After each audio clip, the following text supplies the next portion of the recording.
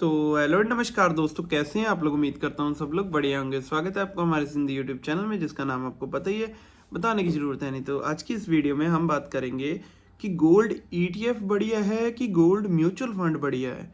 तो किस में क्या टैक्सेशन होता है, कौन सा बेस्ट है, क्या डिफरेंसेस है। तो आपको गोल्ड ईटीएफ पे पैसा लगाना चाहिए या गोल्ड म्यूचुअल फंड पे। ठीक है, तो सबसे पहले तो बात कर ली जाए, ये जो गोल्ड ईटीएफ होता है, ईटीएफ होता है एक्सचेंज ट्रेडेड फंड। मैंने पिछली वीडियो में गलत बोल दिया था, उसमें शायद मैंने इलेक्ट्रॉनिक ट्रेडेड फंड बोल दिया, बाकी मेरे को याद नहीं। बाकी मैंने शायद एक्सचेंज ही बोला, वो आप वीडियो में देख लेना पिछली में। लेकिन ईटीएफ का मतलब होता है एक्सचेंज ट्रेडेड फंड, जो एक्सचेंज पे ट्रेड किए जाते हैं। और गोल्ड म्यूचुअल फंड क्या होता है? Normal mutual fund. ठीक है, normal mutual fund app like AMC वगैरह, डीमेट ऑप्शनल है ना।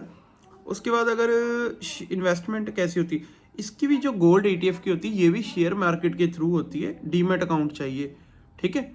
दोनों की शेयर मार्केट में डीमेट अकाउंट इसके लिए भी चाहिए, उसके लिए भी चाहिए, ठीक है। उसमें एक एएमसी ज़्यादा जुड़ जाता है, उसके आपको ज़्यादा सोचने की ज़रूरत नहीं ना, वो इतना इंपॉर्टेंट है। अच्छा, मिनिमम अमाउंट ईटीएफ में आप 1 यूनिट मतलब 1 ग्राम गोल्ड के बराबर आप मिनिमम इन्वेस्टमेंट कर सकते हो, ठीक है। लेकिन म्यूचुअल फंड में आप 100 रुपये भी इन्वेस्ट कर सकते हो, 50 भी कर सकते हो। वैसे 100 ही होता है, तो आप कर सकते हो।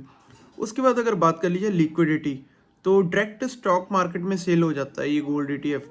लेकिन ये जो गोल्ड म्यूचुअल फंड होता है, ये फंड हाउस से रिडिम्पशन होती है इसकी, ठीक है। अच्छा, एक्सपेंस रेशियो कितनी होती है? इसमें कम होती है एक्सपेंस रेशियो गोल्ड ईटीएफ में। इसमें होती है भाई 0.5% से लेके 1% तक। लेकिन इसमें थोड़ी गोल्ड म्यूचुअल फंड में क्या होता है, म्यूचुअल फंड में एक्सपेंस रेशियो थोड़ी ज़्यादा होती है, 0.8% से लेके 1.5%। तो 1.5% मतलब इसमें 0.50% ज़्यादा होता है, लेकिन 0.50% भी बहुत ज़्यादा ही होता है भाई, देखा जाए तो। अच्छा, रिटर्न लिंक्स की बात करी जाए तो गोल्ड डायरेक्टली गोल्ड प्राइस के साथ ये रिटर्न देता है, ये जो अपना गोल्ड ईटीएफ होता है। लेकिन ये जो गोल्ड म्यूचुअल फंड होता है, ये स्लाइटली इससे लोअर होता है। तो मेरे हिसाब से तो गोल्ड ईटीएफ में करना बेस्ट है। अच्छा, इससे भी बेस्ट है डायरेक्ट फ़ोन पे गूगल पे से गोल्ड बाय कर लो, वो सबसे बेस्ट है। उसमें ना एक्सपेंस रेशियो रहेगा, ना यूनिट का झंझट, है ना। अच्छा, आइडियल किसके लिए होता है? एक्टिव इन्वेस्टर के लिए होता है, जिसको मार्केट की नॉलेज होती है, उसके लिए गोल्ड ईटीएफ बेस्ट होता है। लेकिन जो बिगनर है वो म्यूचुअल फंड के थ्रू आ सकता है। म्यूचुअल फंड हमेशा बिगनर लोगों के लिए ही होते हैं, ठीक है। रिटर्न्स की बात कर लीजिए तो गोल्ड ईटीएफ का पर ईयर का रिटर्न अगर देखा गया है लास्ट अपना एक सेकंड रुकना, तो इसका जो लास्ट 5 ईयर का एवरेज रिटर्न देखा गया है, वो देखा गया है 10 से 11%। लेकिन म्यूचुअल फंड का 9 से 10%, 1% का फर्क पड़ जाता है, ठीक है। अच्छा, टैक्सेशन का बात कर ली जाए तो गोल्ड दोनों में इन दोनों पे एक ही टैक्स लगेगा, जो होता है कैपिटल गेन टैक्स। अगर तो होल्डिंग आपकी 3 साल से कम है तो आपको शॉर्ट टर्म टैक्स लगेगा, ठीक है, जो आपकी स्लैब के अकॉर्डिंग लगता है, ठीक है जी। जो short term capital gain tax होता है वो हमेशा आपकी स्लैब के अकॉर्डिंग लगता है, ठीक है। अगर 3 साल से ज़्यादा की होल्डिंग हो गई तो वो लॉन्ग टर्म में आता है। तो लॉन्ग टर्म हमेशा स्लैब के अकॉर्डिंग नहीं लगता, वो 20% लगता है, जितना भी हो लॉन्ग टर्म, ठीक है।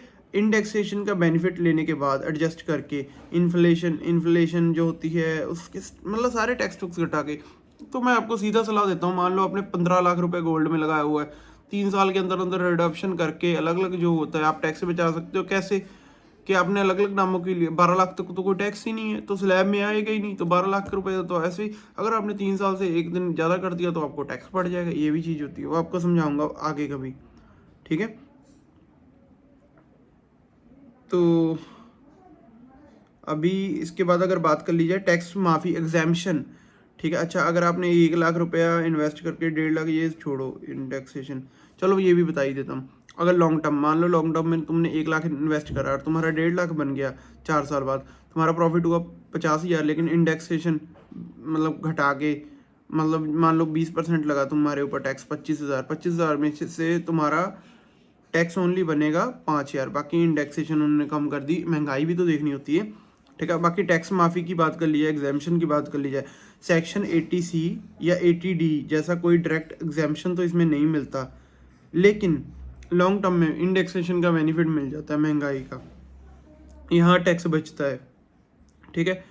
तो मैं यही बोलूँगा कि गोल्ड ETF बेस्ट है, वो तो मैंने ऑलरेडी बता रखा है, ठीक है।